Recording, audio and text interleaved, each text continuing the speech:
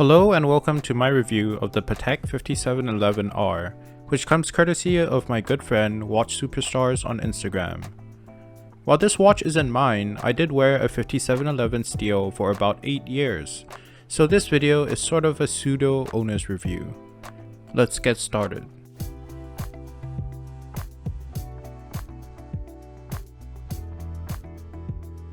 The Patek 5711R was released back at Baselworld 2015 and got discontinued in 2022.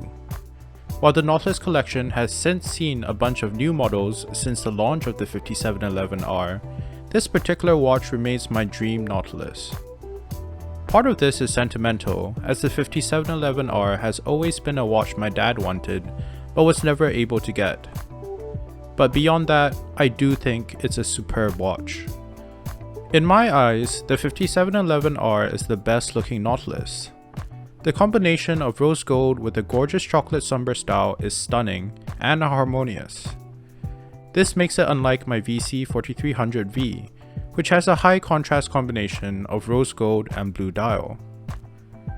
While many may prefer more complicated pieces from the Nautilus line, there's just something amazing and timeless about the sheer simplicity of the 5711.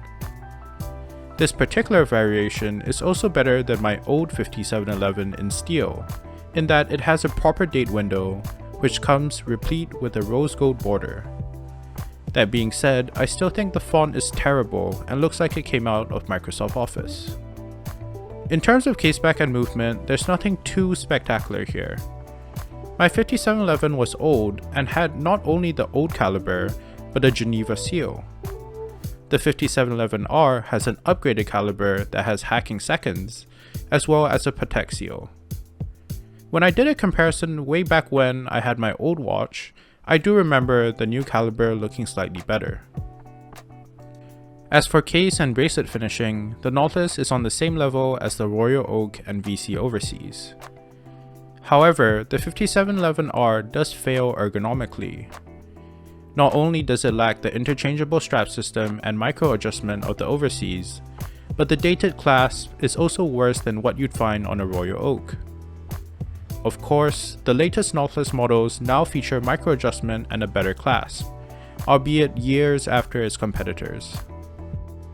I sold my 5711 back in early 2020, when the prices were just starting to rise.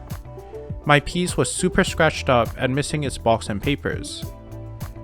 Looking at my watch then, it just didn't make sense to keep it, considering how much I could sell it for, which ended up being about $100,000 US. Yet, after going 3 years without a Nautilus, I have to say I do miss the case shape.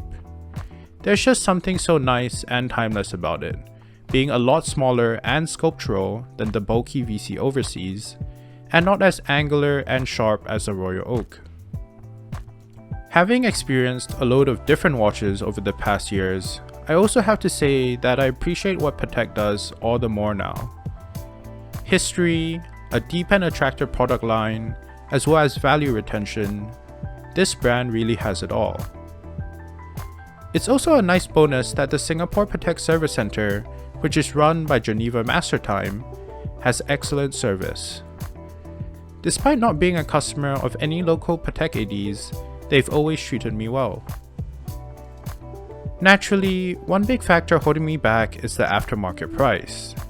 While it has dropped a lot since peaking about a year ago, there are still plenty of other nice watches that I could get for about $170,000 US.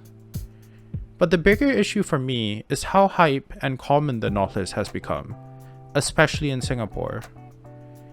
It's gotten to the point where rather than appreciating it as a watch, people simply look at the Nautilus as a price tag, which is extremely sad. I'm sure it's cliche and overused by now, but I really did enjoy my 5711 steel more before the hype came in. Thank you for watching. I've recently started a new video podcast with Singapore watch collectors, so do check that out. Also, if you enjoyed this video, do consider liking and subscribing. The support means a lot to me. Thank you.